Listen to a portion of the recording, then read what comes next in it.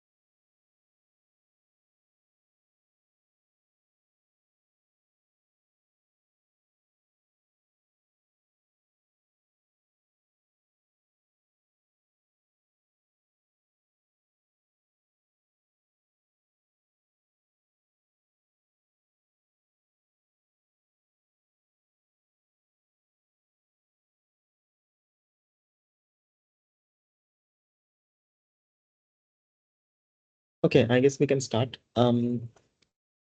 So last last session, what we saw is about arrays, right? So the first thing is the single one-dimensional array, which you access by including the header file array. IOStream again for printing input and output, right? So to declare arrays is defined under standard template library. You have to use the syntax stand array, okay? Pass two templates, okay? The first is the data type. The second is the number of elements in the array.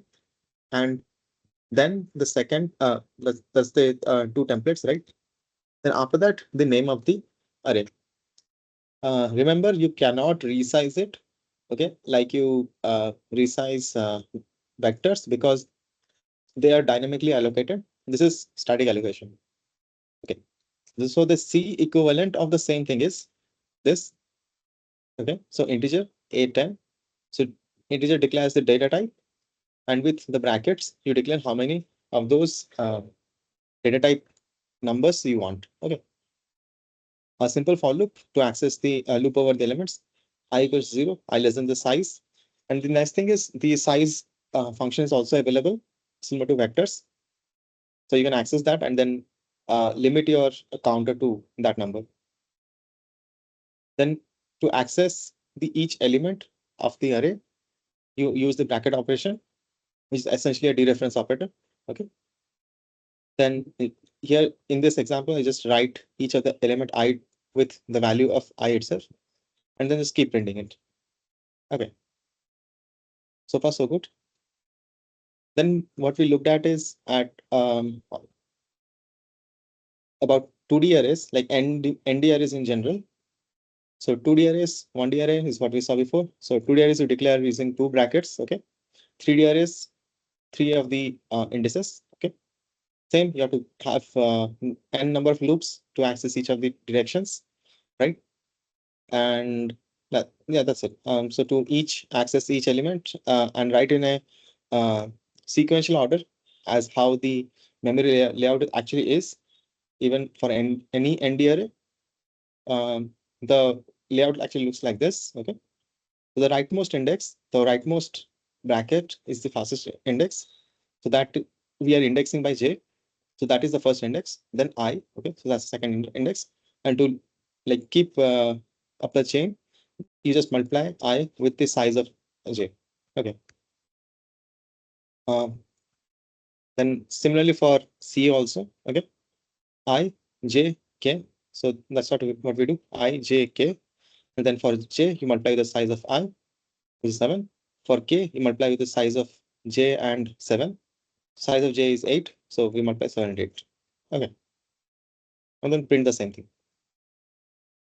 You can, instead of doing it with 2D arrays, like doing n-dimensional array, you can make a linear array and do the same thing also. Okay. Pretty straightforward. Now the difference is that while yes, this is a 2D array, but in representation, in terms of memory layout and everything, it will be exactly the same. Okay, so in any case, ND array is also stored in a linear memory only. Okay, it's just for convenience of programmers that we have n-dimensional arrays. Okay, but from perspective of actual hardware memory, it is linear. You can think in that terms. Okay. Right. So these were the static allocated arrays. Another way is to use dynamically allocated memory. So while C++ does provide vectors that we, sorry, this is, yeah, yeah. Um, I think that's fine. Yeah. So while C++ does provide us vector to get a single dimensional array, okay. Here we'll see how to make n-dimensional vectors also. But the point I'm making is it provides a very convenient way of with a container, okay, a class itself to get all the functionalities of a dynamically allocated array, and it has some very useful functions already predefined, okay, for you to use. Sorry. Excuse me. Now you can do the same thing from ground or scratch. Okay, you can allocate memory using the new keyword. So this is how C++ will do. Like if you want to do it from the very beginning, use the new keyword and allocate memory. You can even use the new keyword like this to uh, assign it to a pointer B. Okay, and then um, either write stuff to it or print and so on and so forth. Okay, here that should be also B. So the important thing to note is when you allocate memory using new, one should also delete those memory. Okay. Otherwise, what happens is after your program exits, that block of memory, if it's never freed, is still occupying that chunk of memory, even if after the program ends, right? So then what happens is the OS, the operating system does not see it doesn't use that memory, even if the program ends. And then if you do it enough number of times, you run out of actually usable memory. Then your program, like your system essentially crashes. So then, yeah, so to avoid all these things, it's good practice to always delete your memory if you are using a new keyword. The nice thing about using vector class itself is that it automatically gets destroyed. So the memory allocation and deallocation automatically happens because of scopes, right? Um, yeah, so that's a very useful thing about using just a vector class. So again, recommended to use these STL functions. Right. So the other thing we saw is, oh yeah, this is the vector. Yeah, it's from previous to previous. The first week we saw. Okay. Right. Maybe I'll come this to the last. Okay, now it's fine. I can do it now. Right. So this is the single vector that you define. There are other ways you can define vectors also. So you can use vector to have 2D vectors, 3D vectors, and so on and so forth. What you can do is instead of passing just parameter integer, you can pass a standard vector integer itself to the template of standard vector. Okay. What then what happens is you've got a standard vector A, which itself contains standard vectors, right? So each of these elements, it essentially becomes a linked list. It's a list, yes. It's like yeah, here this was a list data structure. Okay, more or less you can think like an array, but C++ calls it vectors. Okay, here it's a linked list. So each of the element points to another memory or a list itself, and you can chain it however I want. So that's sort of the idea behind using the 2D array. Okay, 2D vector. Again, a 3D vector is very similar to that. You keep chaining it, and then later on you get it's like a linked list.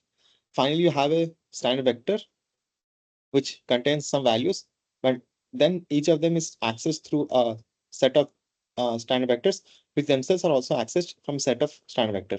This is C. So to define some sizes for this A and C, I define some numbers like M and P, Q, and R. Okay. So A we resize as M. Okay.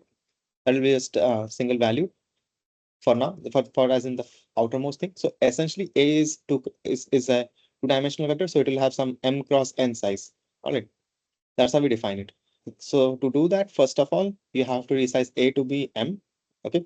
And then each of the each of those values, those value as in each of the standard vectors. So remember this A of I is a standard vector now. Okay. So to access that, you're using the bracket operations. All right. Then we resize each of them to N. All right. Now we can use a very similar looking A of ij that we saw in A of NDs. So now it behaves like a 2D array, right? Can use that notation sort of to access the same thing, right? And then fill the values. Okay. Do the same thing with C.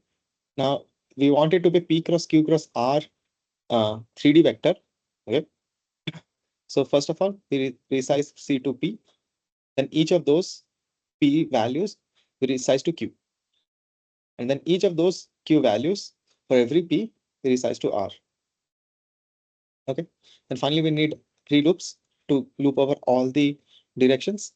And then we use this expression to input each of the value. All right. Then you just print all of them. Again, needs three loops. You can avoid doing all the 2D, ND, 3D, ND arrays by simply just declaring a simple 1D array and then filling it. All right. This is also fine. This is also allowed. And this will not compile. We just make it.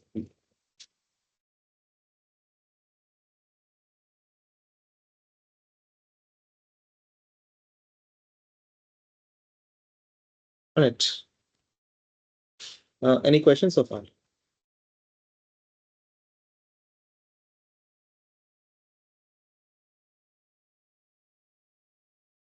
Okay, great.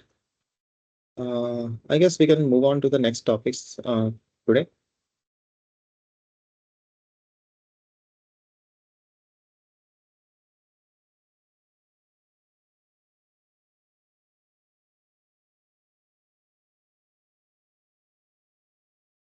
Okay.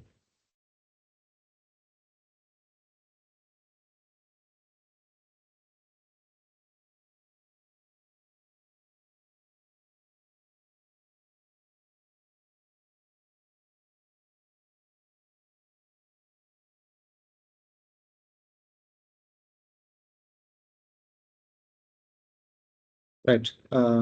We can look at lines and line. Okay. A very useful concept other than pointers. Let's look at today references. Maybe I'll just do it this. Yeah.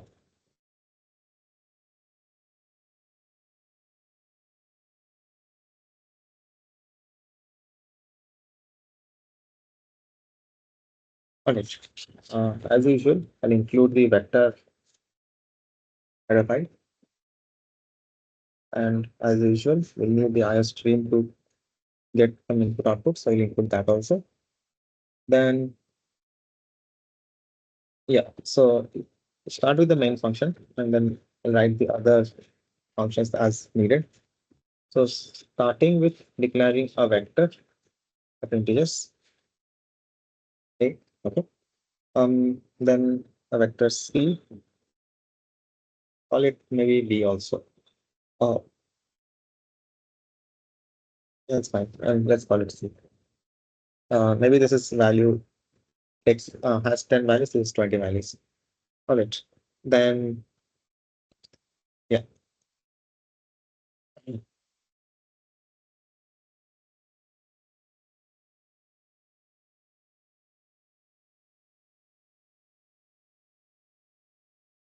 Okay.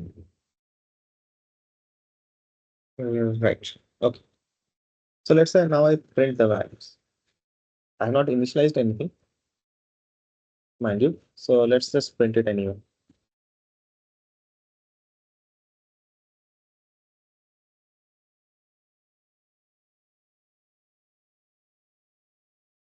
So I'll have C out. Okay, let's do it. Okay, let's do it that way. So I'll say A of I. Okay.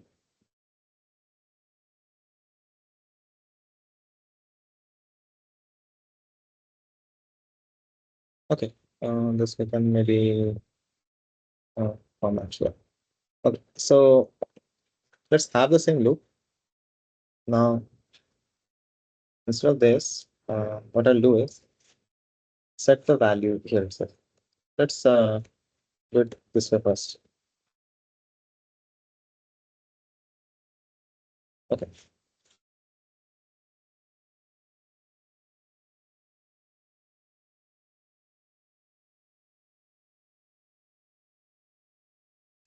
That's nice. So I have the GCC compile this reference file. Okay, great. So I set each of the values. So there are 10 values it can hold. Set each of them to the index itself, and then I'm printing it. Okay, pretty straightforward. This is what we expect and want. What now we'll do is define a function, okay, called set, okay, which itself takes um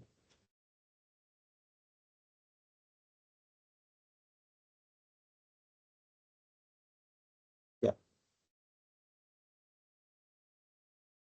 Mm, let's do it this way. Itself takes a vector, okay. I'll call it B.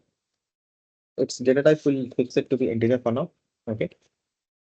Then basically does this thing, but with B.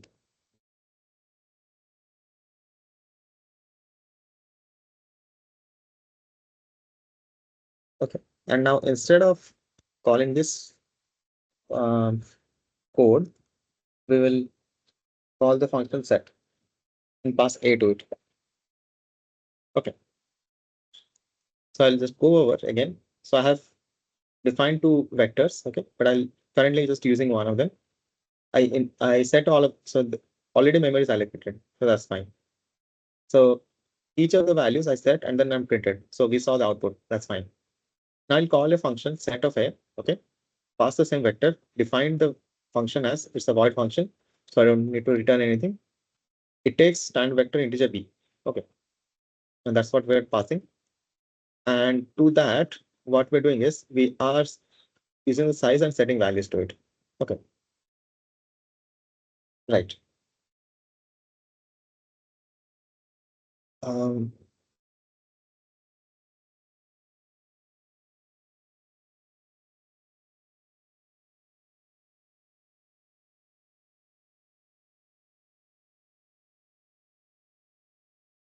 yeah. First of all, I'll do it this way. Okay. Now I'll tell you the importance of why we have the ampersand. Okay. Let's just print this and see. As you can see, A prints perfectly fine. Okay. What I did here is passed A by reference.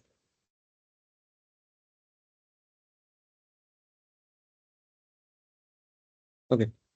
Now, important thing you have to note is when you pass a vector A, okay, by using this ampersand or a reference, what the program looks at is A and B to be the exactly the same thing. Okay. They are the same memory located vectors, all of them having the same thing. As such, B has the scope of only this function called set. Okay. But from the program's perspective, A and B are the same thing. So when you when we call the size function on B, it accesses the size of A, which is 10. Okay. Sets all the values. All right. Then the function exits. So the function is done. Set function is done. And then when we print the values, we get from 0 to 10, 9. Right. Okay. So this is the important thing to note. When you pass by reference, the data structure itself is the same thing. Okay. But let's say I do not pass by value. I passed by, sorry, not pass by reference, but I pass by value. There is something called pass by value where your A vector, okay, gets passed to B, not as a reference, but by a copy. Okay, let's print this and see. Just print 0. Why is that? I need not throw an error also. So remember the scope for this B here is just inside this function. So to get any more data, we have to print B's size only here. We can't print it outside. Okay, because there is no B outside.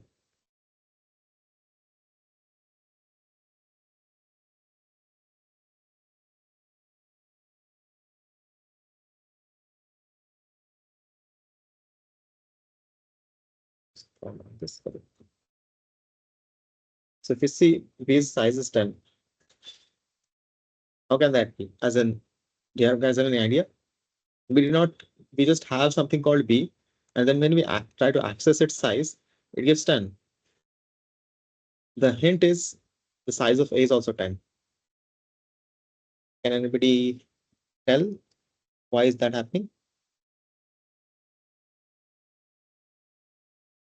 So what's happening here is when we define size of A to be 10, it allocated memory for it. Okay.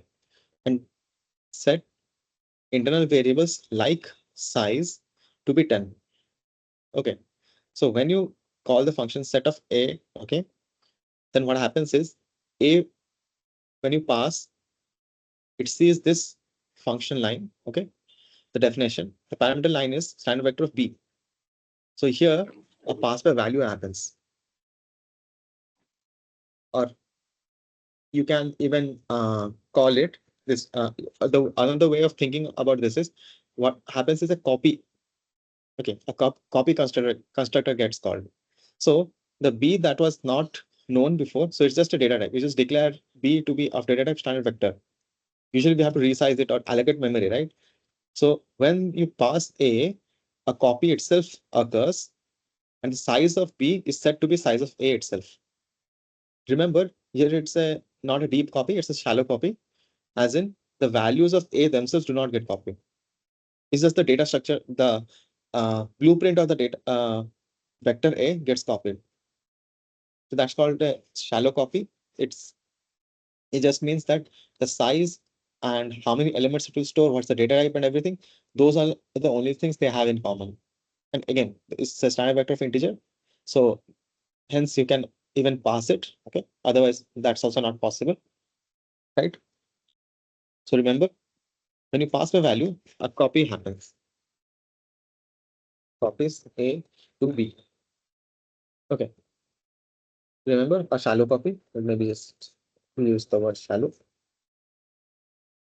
Shallow copies A to B. All right. So that's exactly why when we try to print the size of B, we get 10. Okay. And the size of A, it was already 10. That's fine. Because now the memory is already allocated, if we try to write values to it, we won't have any issue. Okay. Actually, we can try to print it also. So I'll just copy this thing and then let's print it. But instead of A, we'll use B. So as to be clear that this is B itself that we are trying to print. Yeah, as you see, it prints values 0 to 9 as expected because that's what we set. And it prints the size of B, okay, and then exits. And then after the set function gets exited, we try to print A and we just get 0. Oh, okay. Can anybody tell me why? It printed the values for B, but it did not print, it just printed zeros for A. Because the value, when the function is Go finished, ahead. then the value of b is lost. Right. For as in this happens for the vector B. Remember, exactly. That's correct answer. Just to elaborate a little bit, the values that we write and read are for the vector B, which is only in the scope of set function. So we actually do not touch A. Okay, it's very important distinction between the pass by reference and pass by value. When you pass by value, you're touching B, yes. Okay, but you do not touch A actually. So A does not get set anywhere. Here we are set we're passing A, but A does not get changed. And initially, this is the default behavior of C++ in many standards. When you try to allocate memory as an A of 10 or something, it automatically sets all the values to 0. Okay. So hence, we see when you try to print A, we get zeros. But yes, that's correct. To reiterate, if you want to change A, you have to pass it by reference. Again, it will change B, yes, but because they are the same data structure, as in from the perspective of memory, they'll have the same memory, location, everything the same. Okay. It's just that you're calling it by a different name. All right. So that's what a reference is. So when you try to change things by reference, the value of A also changes, like both of them. It's incorrect to in a way say both also because they are the same thing. But anyway, the perspective is that A is in the scope of main, B is in the scope of set. Okay. One can even go further. Instead of void, okay, you can pass by value. There is a way, but you return the vector itself. And instead of set, you call something like uh, A equals to set of, but instead of passing the vector itself, you can pass the size. Okay, comment this for now. Define the data type for A. Okay, call the set function, pass the value, and then pass the size here. Okay. Here in this case, we'll just call it return of vector or return of value actually. So here the value itself means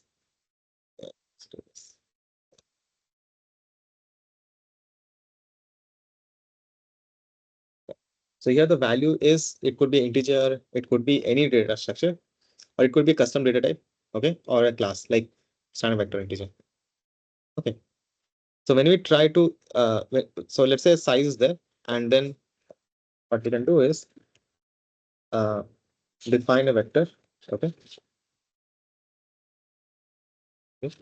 b of size, or you can resize it later, anything works, and then do all the this stuff, but finally return the itself. So the data type of B is standard vector. We will complete this standard vector integer. Okay, and the return type is also standard vector integer, which gets returned here. So in this return of value also, you will have the values set for A, but just so happens that it's not the same vector that got initialized. Okay. You initialize a different vector, return it, okay, and then set that vector here. This is also another way you can set the vector, but remember, B gets destroyed. Okay. All right.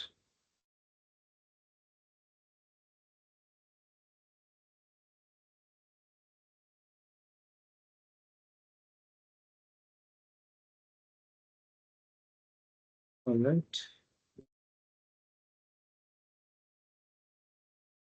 Oh yeah, another thing. Let's have it as this way. Will not print anything. Yeah. For now, I'll just have it as reference itself. You can ignore all these commented lines. Let me have it as a reference and then set the values and everything. The usefulness of what one can say, why do I need to worry about writing code like this? I can just have the same function here itself. True, but the usefulness is that since C was not set, I can easily call a function on C, okay, and I do not need to change any of this code. Granted, I can even write a print function, okay.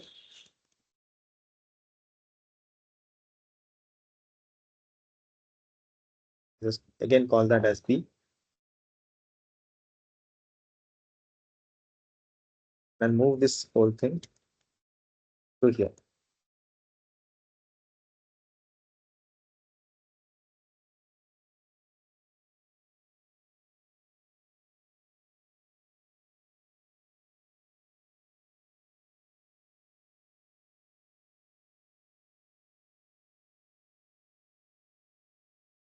Here we call it as B.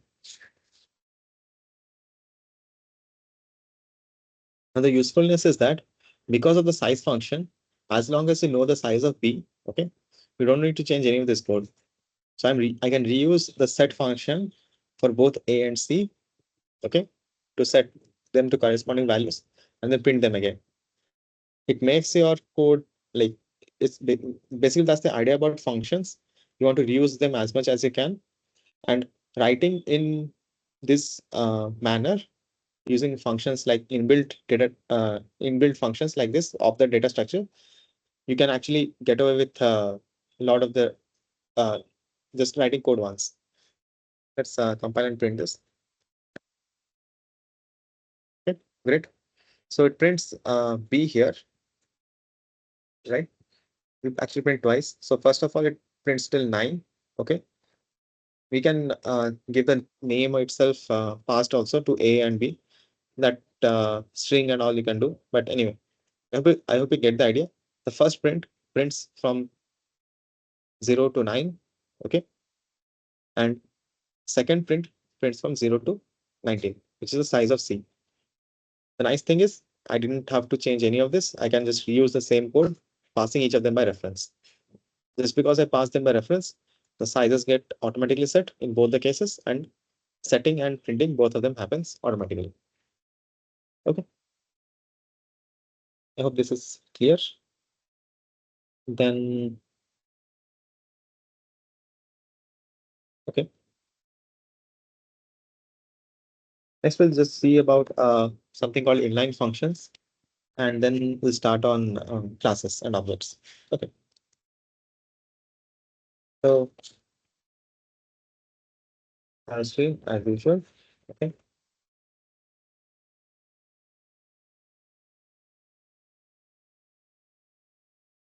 So there are various ways you can define a function. We have been using the most important one, the main itself.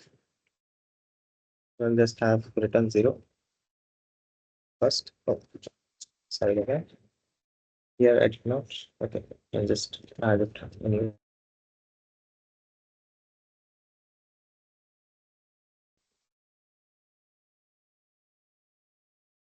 Now, let's say in my main function, I have few integers. So let's say is 7, B is 6, so on and so forth. Now I'll have C, which is the sum of A and B. Okay. But instead of having the sum, I want to like make it a function. We call it int add A B. What this does is it's a simple function. I'll just write it this way. Return A plus B. Simple. Now the thing is you have to define the data type, okay, and then return A and B. Okay.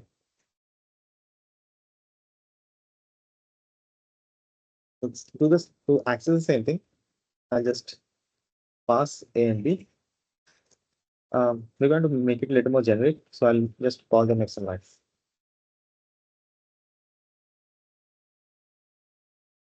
Okay.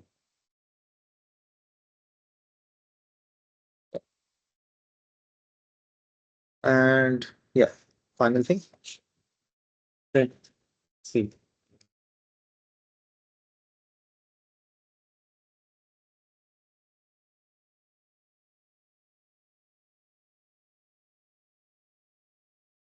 Okay.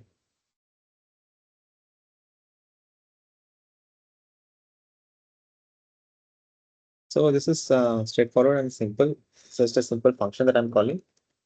Okay. So just to confirm that it works, printed it. So it's 13, 7 plus 6. Fine. Now what I want you to look get your attention is this is a function which is a very simple and just single line. So what people sometimes do is instead of just a general plain function, we also use something called inline. Okay. What this one does is during the compilation itself, it will take the code and put it here so that the function call overhead itself does not need to happen. So let's say it's a very simple function and you're going to use it multiple times. You can have the keyword inline so that this function itself, which is let's say x plus y, okay, that gets added here with whatever the parameters that you passed. It's a very useful thing when you have simple functions that you want to call multiple times. Okay. The same thing you can do using something called macros. So we looked at macros before. I'll call it add function. Okay. Which takes x, y. Then you have to define what is that. Whatever the macro defines it. Okay. Then do the same thing, but now instead of just that, you just use a macro. Okay. It looks very much like the function itself. Okay. But mind you, it's much different. So a macro gets evaluated before even the compilation happens. So it's a preprocessor. So when you see this expression, so whenever the compiler sees add with some parameters, it replaces that portion with whatever the body of it is. So x plus y, it takes x and y, replaces it with x plus y. So during compilation, it will replace add AB with A plus B. Very similar to what inline does. They're in terms of functionality, both are pretty much equivalent and same. But again, this is not really recommended because macros, unless you really need them, you should not use them because they can be a source of errors, and debugging them becomes very difficult. And happen, this statement gets evaluated even before compilation. Okay, at least with inline functions that happens during compilation. So yeah, you have some way of debugging if something goes wrong in this portion of the code. Okay, so that's just to show you how macros work.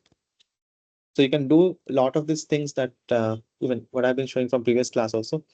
So you can do a lot of stuff with macros, but again, it's not really recommended. Okay, so it's better to avoid macros if you can. All right. Maybe I had some examples, not yet. Oh, okay. Oh yeah, this one. So here we had a constant integer p, which is 7, and we try to define a number as 7. Okay. So yes, wherever we see the variable p, it will be treated as 7 because it's constant at compilation time. So the compiler can do a lot of optimizations, right? To get a similar functionality, we can define something called a number underscore number underscore, and that takes the place of 7. Okay. So wherever this text appears in the code, compiler will treat it as 7. Okay. Very similar to what we see here in line, like replacing just the portion. But the important thing to note here is that you're not careful what you're defining and using it. It basically replaces that text itself. So for example, instead of number, I had the letter P itself. So it will see P and replace it with 7. So wherever you find P, so let's say I find P here, here, and here, it will replace them then with 7. Or if you had N, it's a better example. So as you can see, wherever I've highlighted N, it gets replaced. Yeah. So it's not recommended to use letters or numbers like these, which are allowed as variables. So hence you'll see whenever you see macros, they're defined with underscores to and written with capital letters usually to be very specific and clear that yes, this is a macro and it's not going to be used as a variable anywhere. Okay. Maybe I'll just make a note. Never do this. Okay. So yeah, you can even define add functions like this and proceed. As we will see later, one can notice some difference in between these two. Can you tell me? These two have a very, I mean, of course, this is a macro which defines x plus y. This is a macro which also defines x plus y, but they also have a certain distinction. Um, any guesses? I can give a hint though. Look at the data type.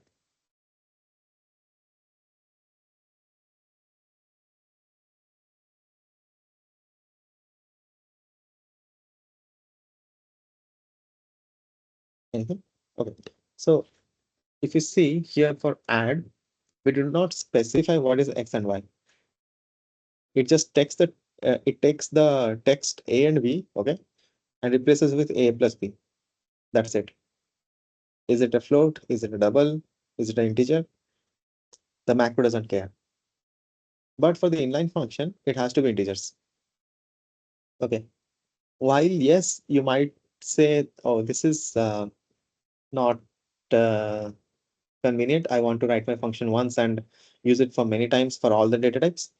Yes, that's a fair and natural uh, valid point. As we'll see later, there are ways you can do the same thing, even with C++. Okay, so this is a C way, or even you can use in C++ also. But again, better to avoid this, write inline functions, and to have a generic data types for all this. Okay, so we'll learn about them when we come to templates. Okay, they provide a very convenient way to write the same code and use it for different data types. Okay, all right. So that's about inline functions. Okay. Now next, let's learn about classes.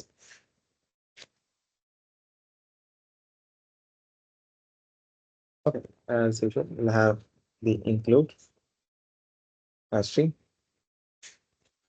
We'll define a class called this time maybe we'll start with okay, a simple one like complex numbers. Okay, then we'll go to the more uh, other types that we can use. So by default, if a variable is not okay, that one I don't think will not have. Okay, let's look at the pieces first of a class. So for a class, you have to define the name of the class, have a keyword class, and enclose it within two brackets. And you have to do it end the final bracket with a semicolon. Okay. Inside that, there are different ways a class gets its members accessed and everything. For now, let's assume that let's ignore what public is, and then we'll define some things first. So we'll define real. Okay, a complex number has members like real and imaginary, right? So each of them, I'm treating them to be double. Okay, and this class will also have a function called norm, so which defines the length of that vector. Okay, so which will be like return and its square root. Okay, of real times real plus imaginary times imaginary. Okay, we square them, add them, square each of them, right? And add them, and then finally take the square root. So that's the norm. Okay, so this is the L2 norm. All right, so far so good. This is how we define our class complex, like whatever things it should have. So if you think about it, any complex number is defined by two numbers, real and imaginary parts, and it can have some useful functions like norm. Okay, we can have more than this also, like we can define more things. But for now, if you think about it, yeah, this looks like a template for a complex number, and this is what gives us the motivation to use the same thing for different complex numbers. Okay, now let's look at how we go about using this. So we'll use the complex name itself. Okay, we call C1 is the like define a number like 1 pointer or 2 pointer. Okay, so the C1 or like for now let's call it C. The complex number C has a data type called complex, which is the name of the class. So remember, for a class, and C here is also is called an object of that class. So what you do is you define object. Object is an instance of the class. Okay, the blueprint is provided by the class, and object is a specific instance which itself has its own memory of real, own memory of imaginary, its own defined function called norm, and so on and so forth. Okay. In this specific instance, we defined a complex number C with the values real to be 1 and imaginary to be 2. Okay. Now, this specific complex number, if we try to access, so let's say I try to print the real part, okay, what I will get. So to do that, I'll just call the function like this, okay. So to not function, so here it's the member variable. So to call the variables, you use the dot function and the name of that variable, okay. Then end the function. Similarly, I can do with imaginary.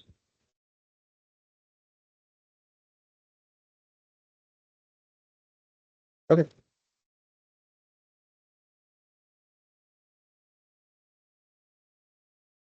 Um, Sorry, my bad. This time we need. Okay, okay. This is not saved inside here. Okay.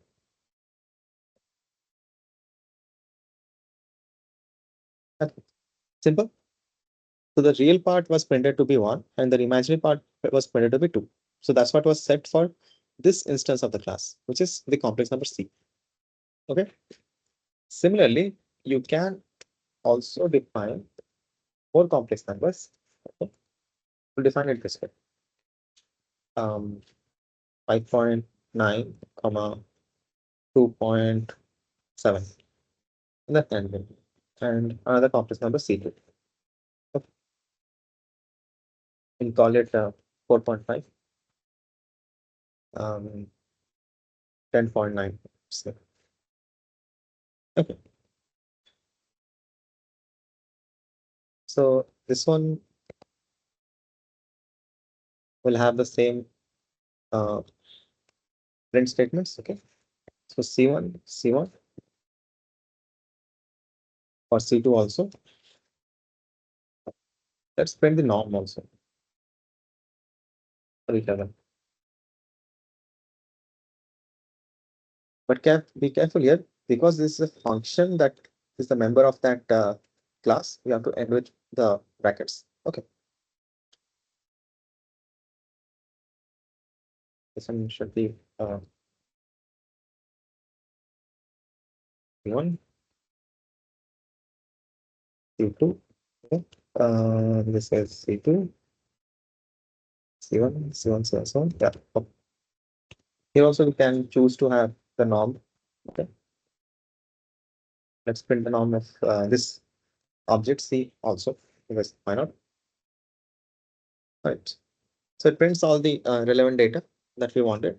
So the real part of C is 1, 2. That's what we said. The norm comes out to be 2.23. Great. The real part, the imaginary part, 5.9, 2.7. That's what we said. The real imaginary, 4.5 and 10.9. And then corresponding norms. Okay. So this is a very simple way of looking at what a class is. Okay. So it has certain parts. So the important thing to note is a class is a blueprint of some data type, as in it itself acts like a data type. So to define some variables, now in this case, the same variables that we saw before with integer A, integer B, or standard vector, and so on and so forth. Okay. Those variables are in terms of in C++, they're called objects. Okay. So C is an object of class complex, but you can also think of it them like previously. This is the data type. This is the name of that variable. That's it. Okay. Now, the nice thing about having this is each object can access its own member variables and the corresponding functions associated with that, like we did here. So we access the member variables, okay, and access the function. This is exactly the same that we do when we have vectors. So we had standard vector of B7, okay. So this way of declaring, we'll also see how to instantiate objects using the bracket operation. We'll come to that. This is another way of declaring objects of certain classes. Okay. This is also a very more common way of doing it. We'll see, come to that. But what I want to bring your attention to is this standard vector of integer is itself a templated class, or specifically a templated class. Okay, we'll learn about templates, but for now you can think like standard vector itself is also a class. Okay, and B is an object of or an instance of that class. Okay, it uses the blueprint standard vector, which gives B to access its resize functions. Okay, like we have for A, it's we don't call B anymore, but okay, let's think for A itself. We have resize functions and size functions also. We did not use size here, but maybe in some other instance. Yeah. Okay. Same for arrays also. Okay. For standard array, this is a class. All right. Then we have access to different its own functions. So like we not use it, but yeah, size is the function is what I'm trying to say. It's the member uh, function like norm here. Okay. So similar to how norm is a member function, if you call the corresponding norm for C, it uses the internal member variables, okay, real and imaginary, to compute the square root. So the nice thing is this does not get confused with this whatever the real and imaginary are for C1 or C2. C has its own memory. Okay. Important thing to remember, whenever you declare a class, okay, like this using this definition or even standard vector definitions like this, okay, or even like this or anything, they get their own copy of that blueprint or the class. So internal member variables get set, or as if the memory gets allocated. Even remember when you call when you declare variables like double, real, and imaginary, that also gets some memory. Yes, it's static allocated, but again, it takes memory, right? So that memory allocation happens for every instance of the object. So C itself has its own copy of real, imaginary, and a corresponding function norm. Okay. Similarly for C1, similarly for C2. Okay. That's what happens when and whenever we call standard vector of B. Okay. Actually, this is also yeah. So when I did for standard vector of A and standard vector of C, A was an instance of that same vector class integer. C was the instance of vector class integer. Okay. Granted, they had different sizes, but I could have the same size also, and they would separately take their own. They would get their own set of allocation. Okay. So remember, it's just a blueprint of the same ideas for different objects. Okay, and each of them get their own memory. This is what happens in general. Okay, in classes. Okay, any questions?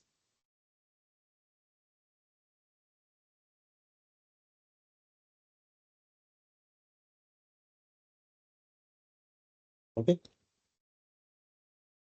moving on. Um,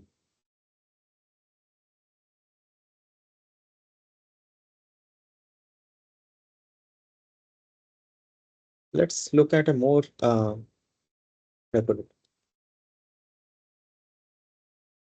sophisticated, or more yeah, more sophisticated data type.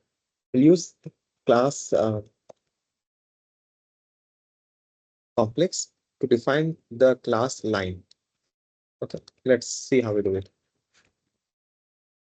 We'll include the IO string as usual.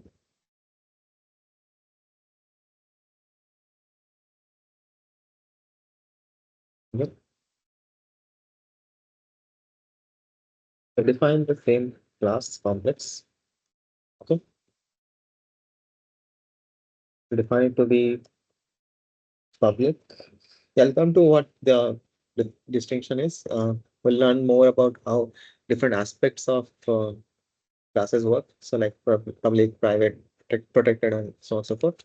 But yeah, for now, let's not worry about it. We'll define the member variables, double and imaginary. Okay. And also define the norm. Basically the same class that we had here. That returns yep, standard square root of real times real imaginary times imaginary. Yep, then ends. Okay. Just format this again. All right. Oh yeah. Another uh, question naturally comes is whenever we use anything with standard namespace, you have to include its header file, right? So if you see to use standard coutts, I had to include iostream. To use vector class, I had to include vector for the standard vector class. Right. For array also same. I had to use array for standard array. Right. But if you see, I did not include anything for standard square root. Similarly here also, I did not include anything and it compiled and worked. Okay. Doesn't anybody know why I did not need to include it?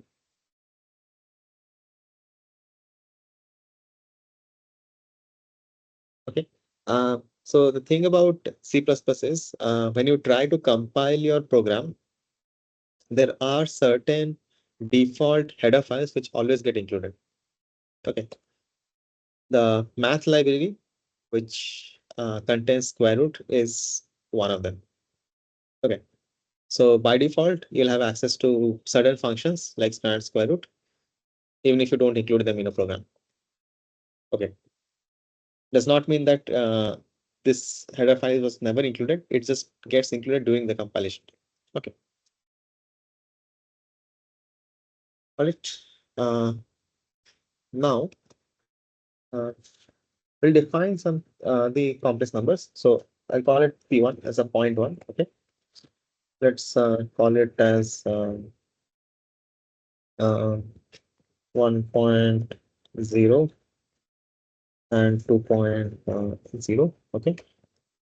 Another complex point we can define is P2. Let's uh, maybe let's call it 6 and 7. Sure. And then,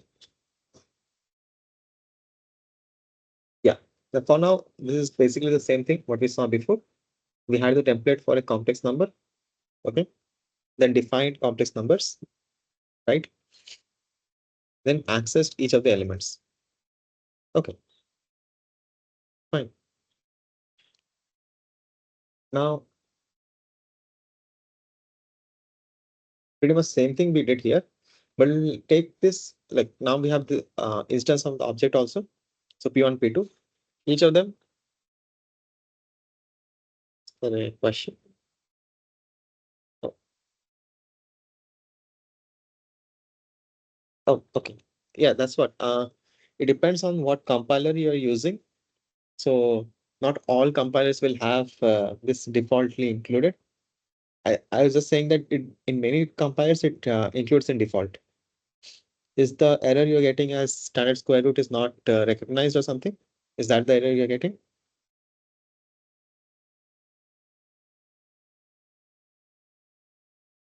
You can include the header file cmath for that. Okay. So another thing I would definitely mention here is anytime you want to use certain function and you're not sure what header file it is in or something, you can always search it up in Google it or something, and then you'll see it in CPP reference or any other similar documentation for C++. They clearly mention which HTML function you can find in what header file. Okay. All right. So the blueprint is complex and we define 2 points. That's absolutely fine. So let's take this thing a little further. We'll define a class or line. Okay. And this time, instead of just using plain old inbuilt data types like double, okay,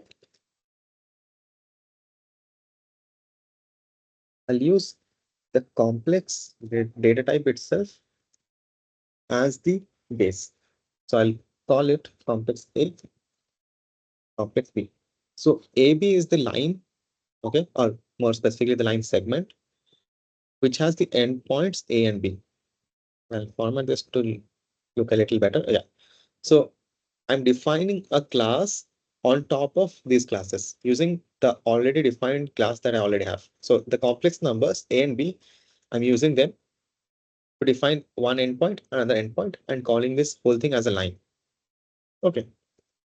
Now let's use the same thing and now define.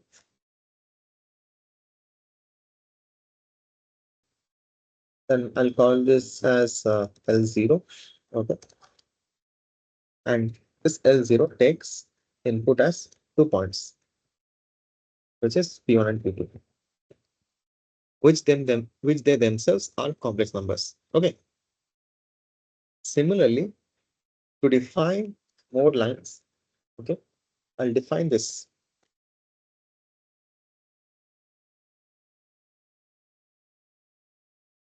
I'll have two brackets and inside start filling numbers. So what we can then do is let's okay. So yes, here in this case of line, we just defined it and we did not have any functions to print it or anything. But I guess I mean like norm or something. But I guess you can get the idea.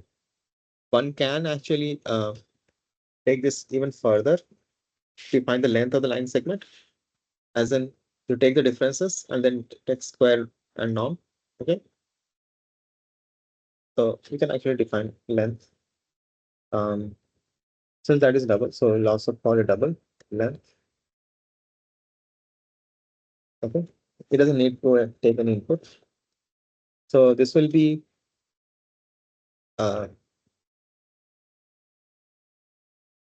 return and then square root.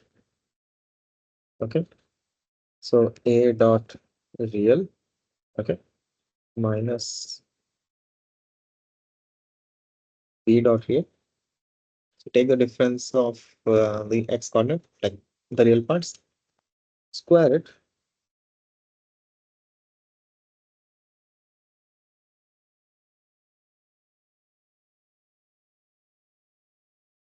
and then add the imaginary parts. So this one will just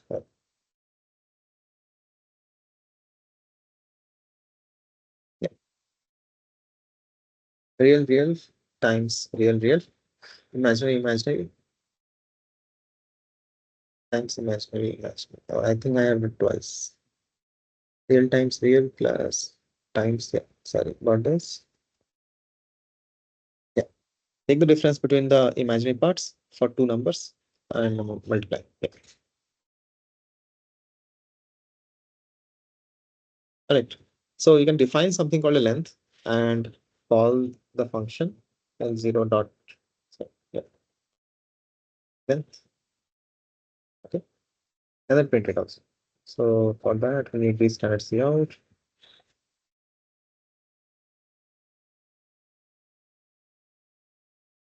L0.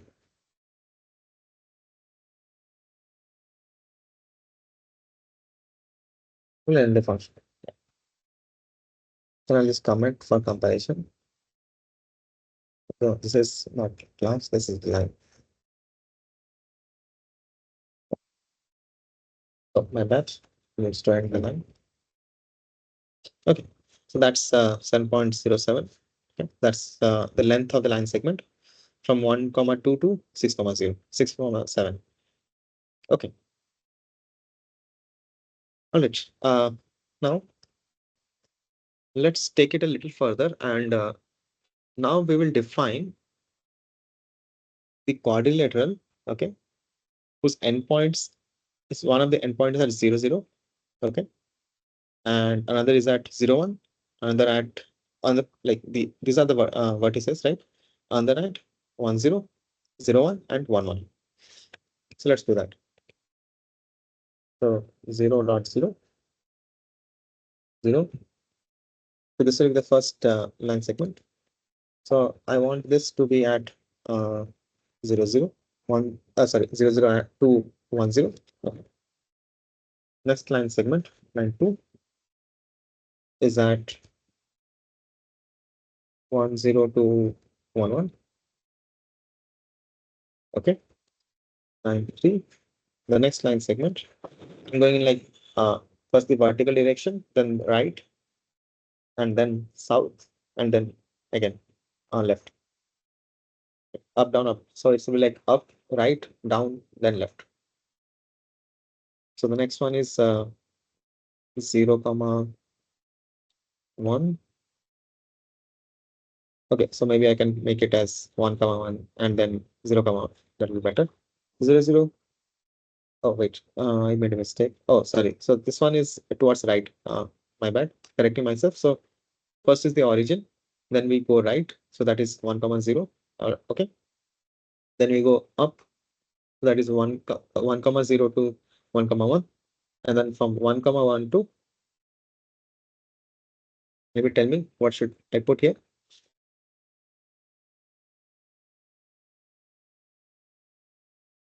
0, comma 1. Okay. And then from 0, comma 1 to 0, comma 0. Okay. So together, this line segments form the quadrilateral. One can even construct something called a quadrilateral. Takes these 4 line numbers, okay, as input or as its member functions. Sorry, as a member variable, and sets them absolutely valid. Okay. So like this, you can construct classes even on top of other classes. Okay, you can keep going on. So to recap, first of all, we saw how to define classes. Okay, so this is the case. A simple case where we are just have complex number instead of just having a single double, which is a real number.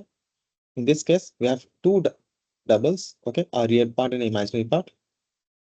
To have a very nice way of representing such a number, we define something called a class and give it a name complex. The norm function is a member of this class, which showcases, so it's when you call this, it returns the norm of that complex number. Okay. That we define using this return type, okay, this expression, that's fine. Then we define 3 complex numbers and call each of the member variables and so on and so forth. Okay. All right. Now, the important thing again about classes is whenever you instantiate any class and then you pass this like you set member variables and everything, that is fine. So that's what this line does. The important thing to note is whenever you do each time, okay, it gets its own real number, memory, imaginary double memory, and a corresponding function to it. Okay. So because of this, C1, C2 have their own memory and they don't need to and that's the thing about nice thing for a programmer. He doesn't need to worry about what real number C currently stores because that is there inside the variable C. As long as I make sure that I'm calling the real number or imaginary number or the norm for the particular object, okay, I'll get its corresponding results and answers related to that. Okay. So again, it keeps your code very modular. As you can see, we did not change any of this part. We just needed to change the name of the object. Okay. All right.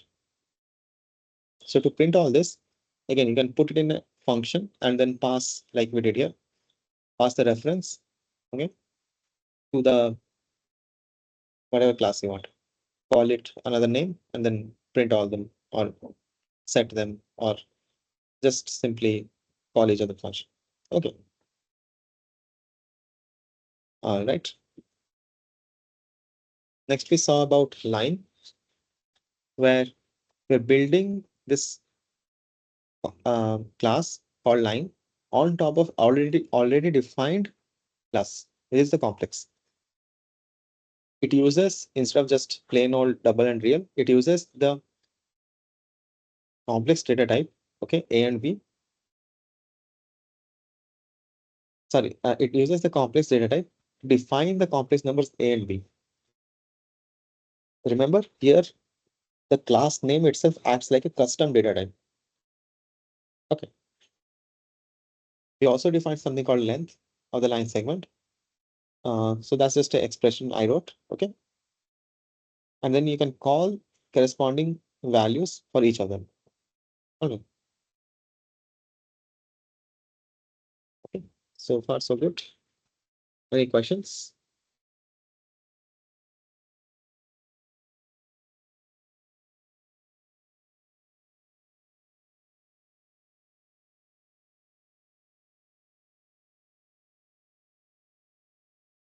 This one, maybe I'll just print the length because we do have the function, then why not?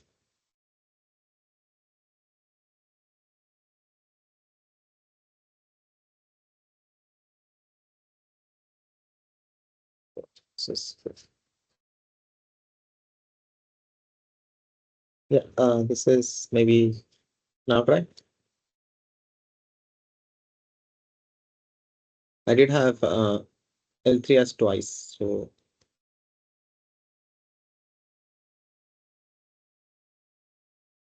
yeah, should work now. Intuitively also, if you see the from the origin, this is 1 comma 0, so the length should be 1. So that's what we get. Okay.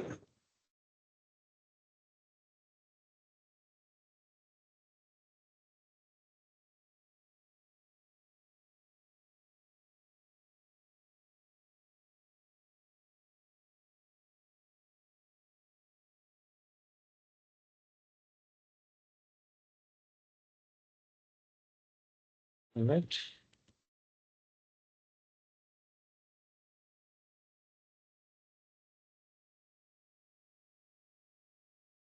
Any questions before we move to the next topic?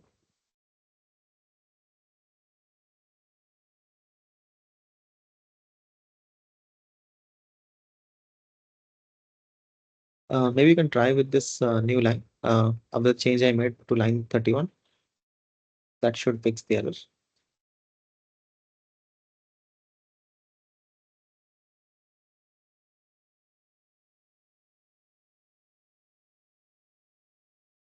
Okay.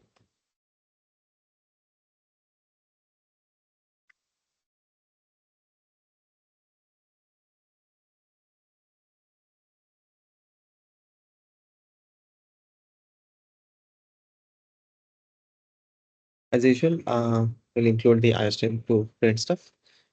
So let's look at more pieces of a class, which will be the like constructor. Okay. So we'll take the example of complex class itself. Okay. And then learn from the same. I'll define something called private.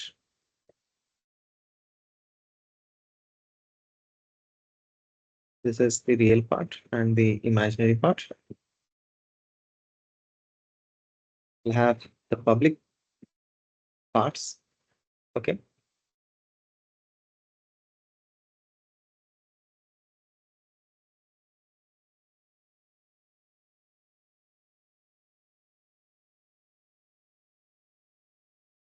Okay. Yeah. So we'll define something like this. And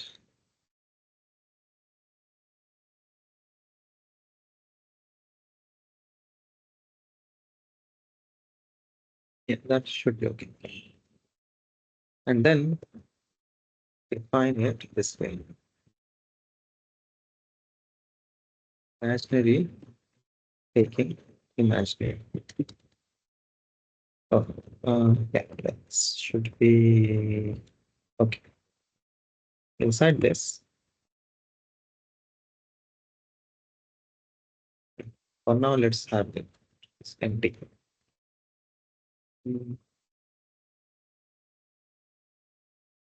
Define the function now. I'll explain each part now. Before that, I'll just write some of the code.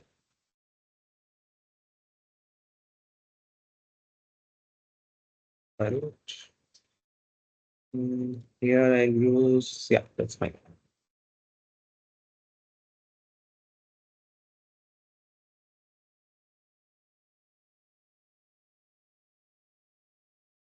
Okay.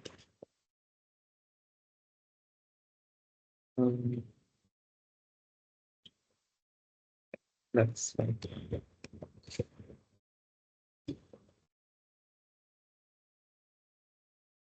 Those functions I can write right now. That's okay. I'll clear it now. Let's write the main function and we'll go over each other aspects of like more in depth of classes.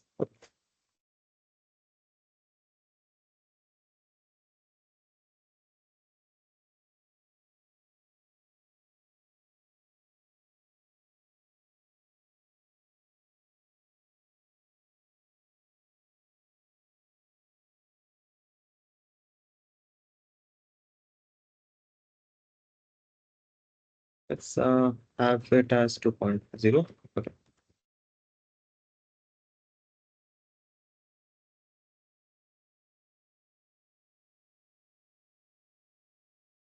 We can call the normal. Yeah.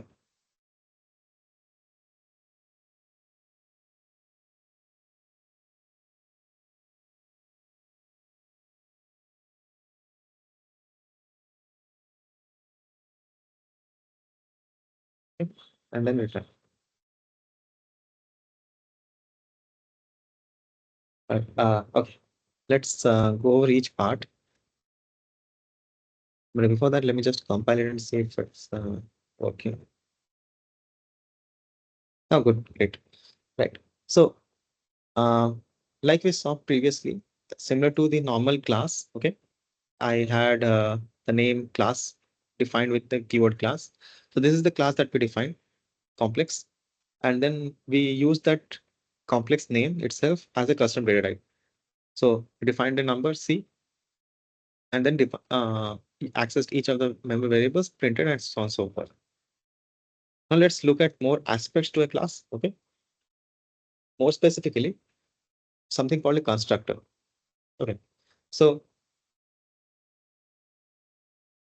constructor for a class is what gets called when you instantiate the object. Okay. So for example,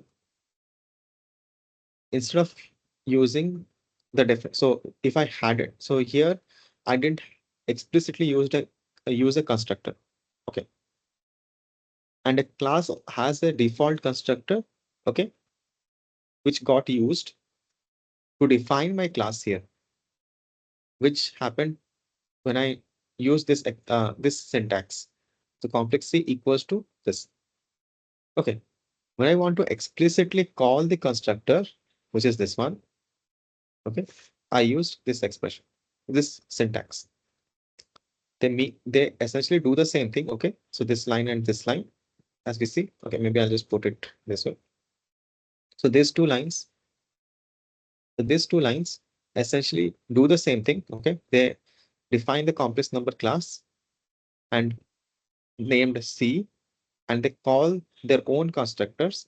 But here in this case, it calls my defined constructor, and here it calls something called a default constructor. So every class in C++ has a default constructor which gets called. Okay.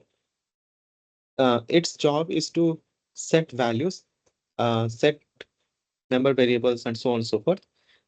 Essentially, that is what gets called first. So that's the constructor. Okay. In this case, what we do is our constructor takes two values, something called underscore real, something called underscore imaginary. Why underscore? Because I want to uh,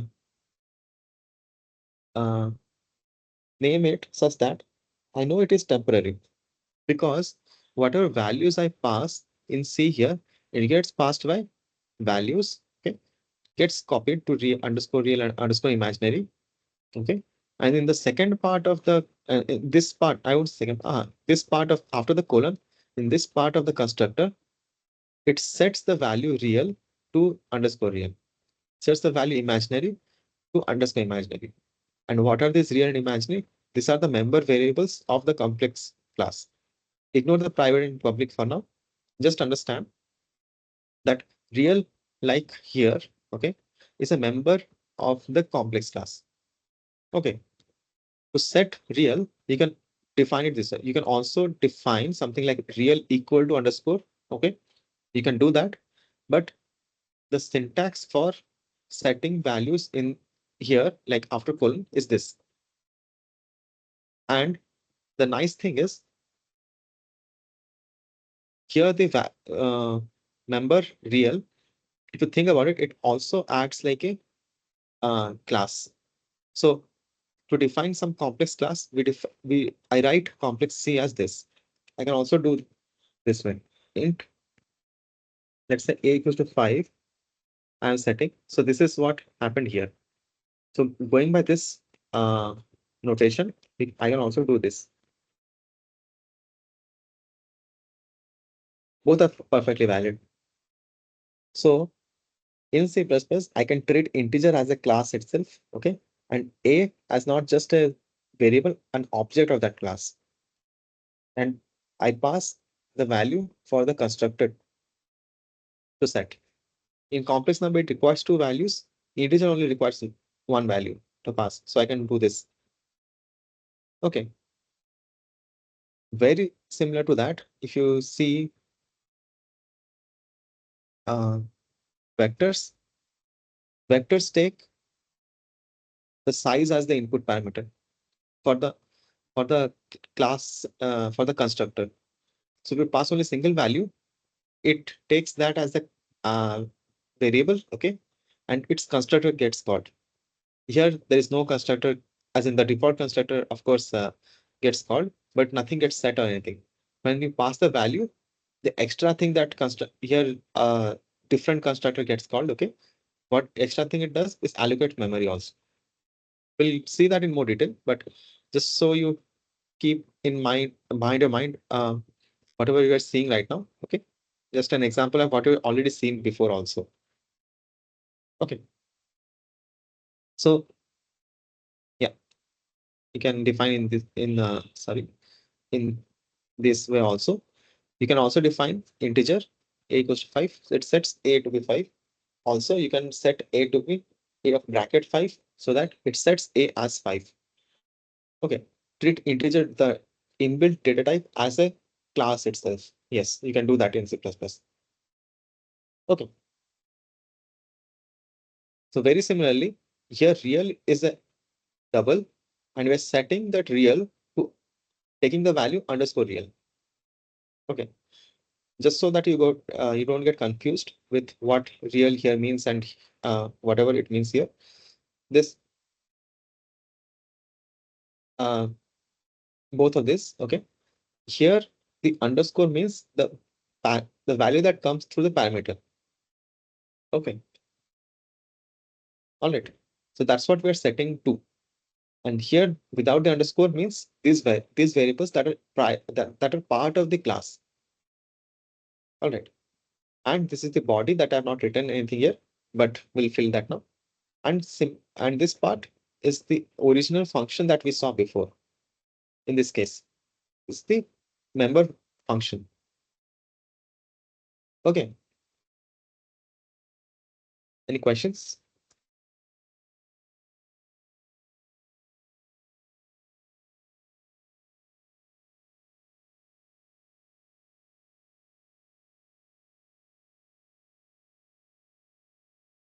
Okay. All right. So to see that, so to see this in action, let's have a print statement inside the constructor itself. Okay. So this is the part that is the input to the constructor, like this one. This is the part that sets values. So you separate by a colon. And then the bracket part is the one which sets the body of that constructor. So if you want something to happen along with setting some values. So for now, I'll just have a print statement. Okay. So this will say constructor gets called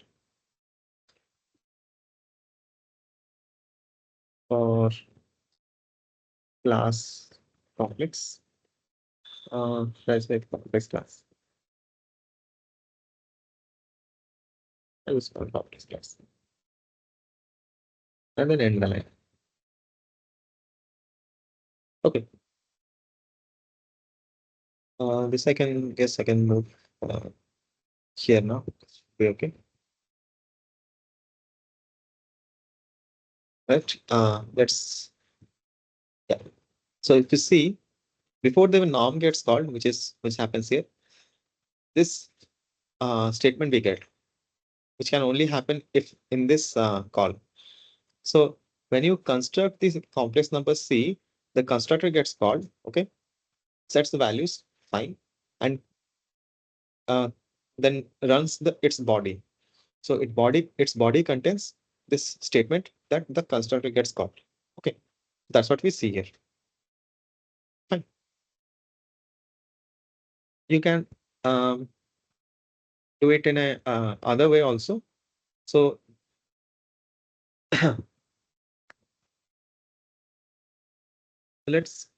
let me put values to be 0. I think it should work. Let's see. Instead of this, I won't pass any value. Oh, sorry. Maybe I made a mistake, but let's see.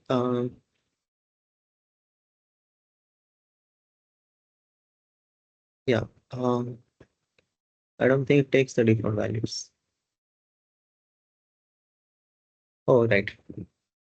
Yeah. Yeah, this should work. Yes. Right. I did not have this. Then it should have been. Remember. Yeah. Just a syntax thing. You guys should be familiar with. So yeah, this should throw an error. Yeah, correct. That's fine. Okay. Another way of uh, declaring the same thing is what I did is I had some default values to it. So this essentially means if I uh, do not give any values, okay, it takes 0 as the value. Okay. So that's what the equal to is. So for it, a constructor also sort of behaves like a function. So for a function, when you give equal to 0 as one of the parameters or equal to some default value, it takes that as you guessed it, the default value. So in this case, if I do not pass any um, value, so like here I passed 1 and 2, right? Here I did not pass anything.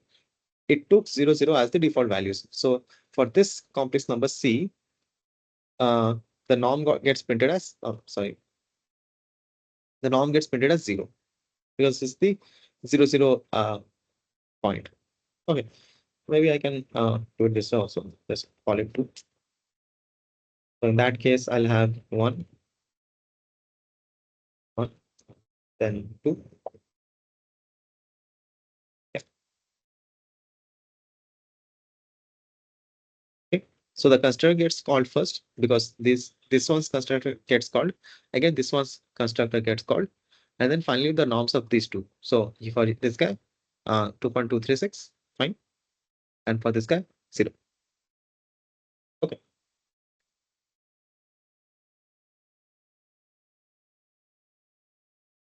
All right. Any questions?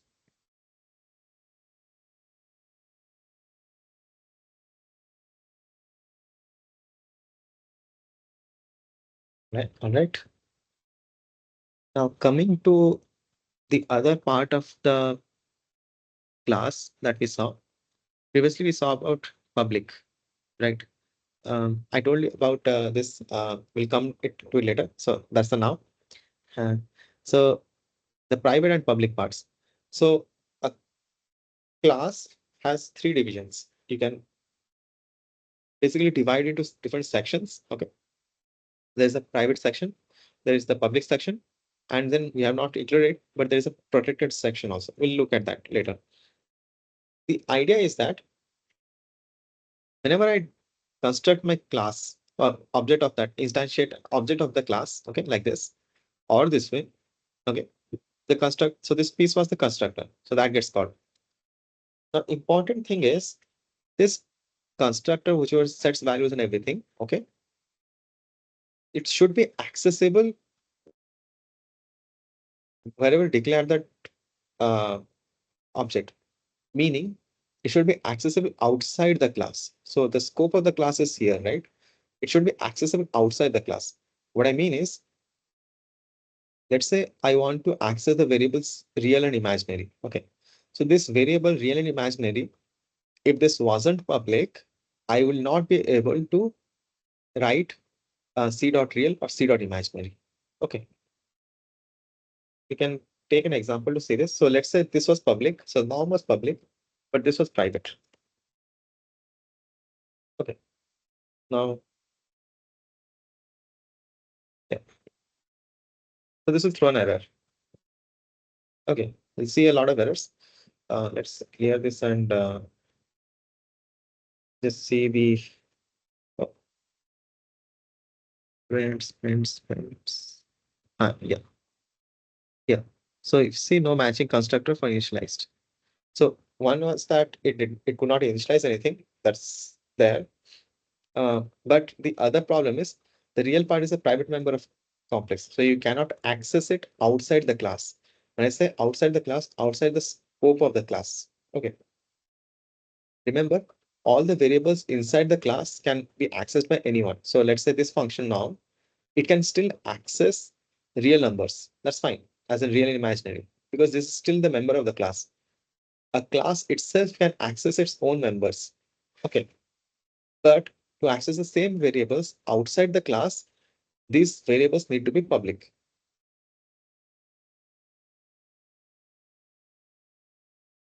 So hence the need for public section. You don't need to define it multiple times. Again, you can just define it once like this and then reuse. So public function makes the variables real and imaginary accessible outside the class and also the function accessible.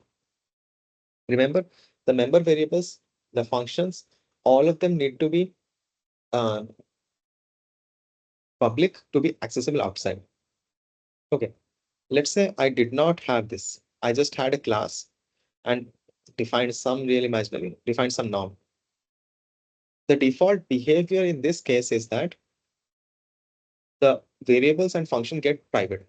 So this is a default behavior in C++. If you do not define what the accessibility is, the default behavior is it is private. Okay. So this for this code to work, we need it to be public. Fine.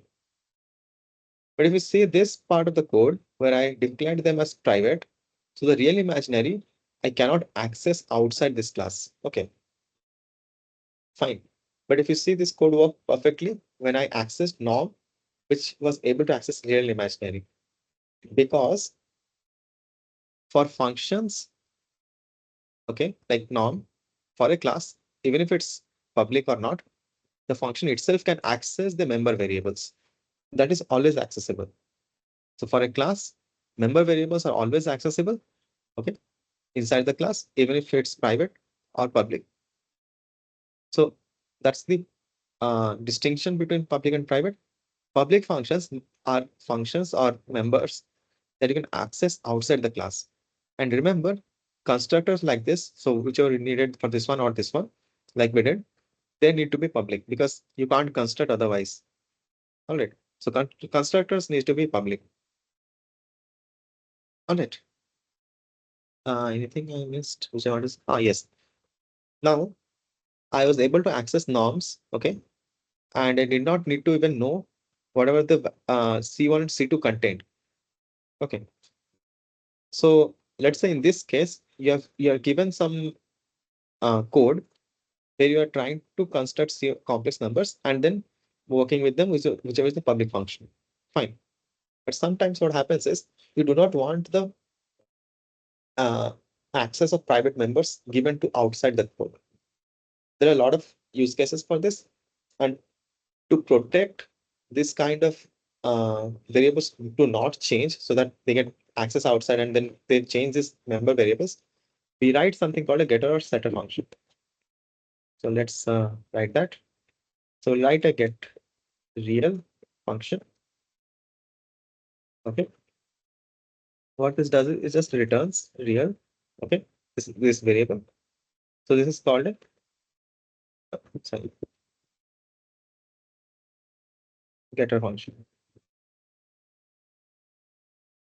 Similarly, we can write a setter function, which is like set real. It takes the variable, whichever you want to set to. So let's call it underscore real. Okay. It's the real part. This one doesn't set anything. It sets real equals to underscore real. So this is called a setter function. Okay.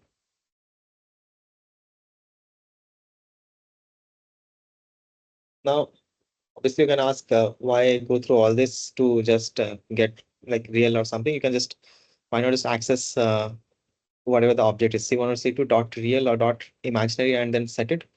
Good. I mean, that's definitely a point, but sometimes what happens is you don't have those kind of access. And let's say you're working with an external library, which provides you a class, let's say, and that class is has members as private. It only gives you access by through getter or setter functions. Why? Sometimes it doesn't want you to give you a setter function. It only gives you access to uh, like a getter function.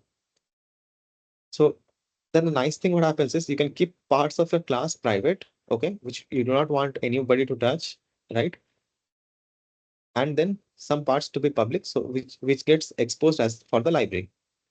Okay, it keeps the code clean, all right. And these are the ways you can get like distinction or like divide your code into sections. All right. So that's about constructor. And yeah, this is where we saw we do not need to write anything for a default constructor. And if you explicitly write something like this or this, then you wrote a constructor, right? And yeah, similar to a constructor, right? There is something called a destructor, which gets called when your C1 or C2, the object in question, goes out of scope. Okay, so scope for C1 C2 is between these two main function, right? So when it goes out of scope, right? So first of all, here the constructor got called, and then when it goes out of scope, the destructor gets called. So the destructor looks like this, something like this. So the name of the class itself is the constructor with it this difference of symbol. Okay, we get something called the destructor. Here you do not need to pass anything, and then that's the body, and that's it. We can um, maybe give the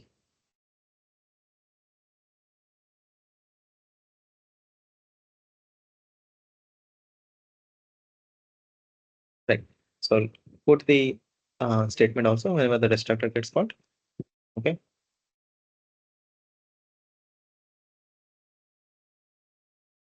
Yeah.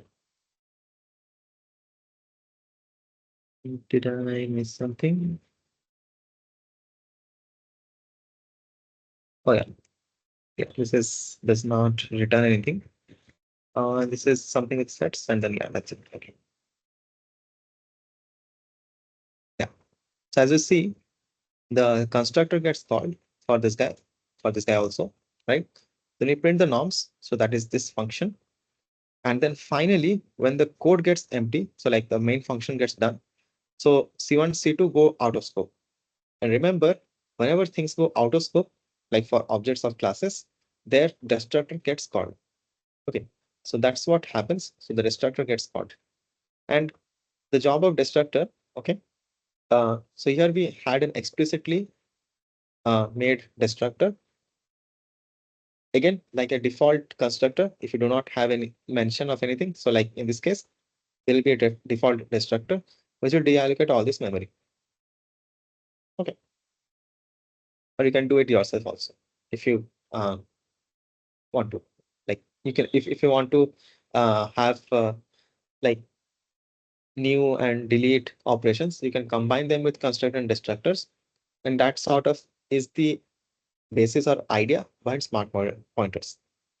We'll look at smart pointers later, but just so you have, guys, I have that in back of my mind.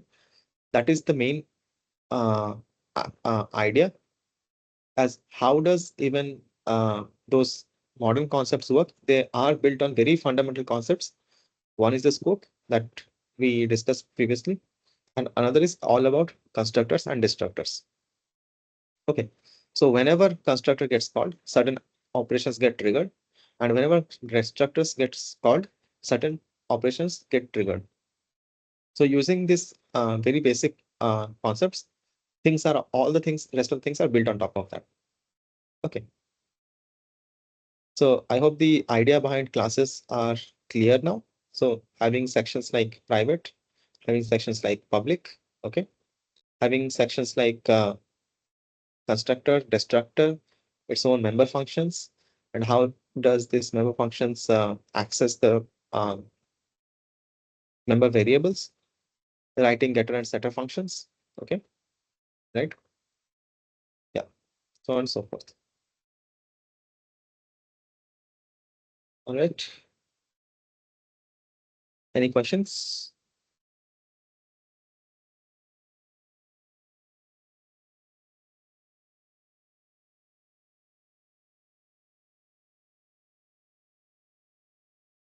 Okay, great. If no questions, we can end today's session. Yeah, before you guys go, just another, uh, I would say, announcement. These sessions are every Tuesday from 6 to 8. So I'll just be taking on that day itself. So uh, if you have any questions, you can attend and ask questions. Um yeah, today, like we covered classes, right? So to understand different topics, the best way is to practice. So do the assignments, go through questions, write the code actually, and then try to compile and run it so that you see the error or how, if you make any changes, how does the program work and why does it do what it does. So making little changes like this, you can try to understand what the code is, right? Okay, right. So all the best. Happy coding. Yeah. See you guys next week.